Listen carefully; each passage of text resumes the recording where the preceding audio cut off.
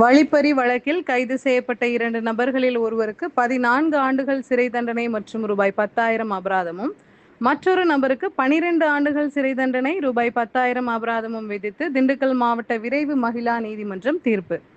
திண்டுக்கல் மாவட்டம் விரிவீடு காவல் நிலைய எல்லைக்குட்பட்ட கரட்டுப்பட்டி கிராமத்தில் கடந்த 2019ஆம் ஆண்டு வீட்டின் கதவை தட்டி வெளியே வந்த பெண்ணிடம் நகையை பறித்துச் சென்ற வழக்கில் ராம்நாடு கமுதியைச் சேர்ந்த சண்முகம் வயது 45 மற்றும் தேனி பெரியகுளம் பகுதியைச் சேர்ந்த செல்லமுத்து வயது 32 ஆகிய இருவரையும் விரிவீடு காவல் நிலைய போலீசார் கைது செய்து நீதிமன்றத்தில் ஆஜர்படுத்தி சிறையில் அடைத்தனர்.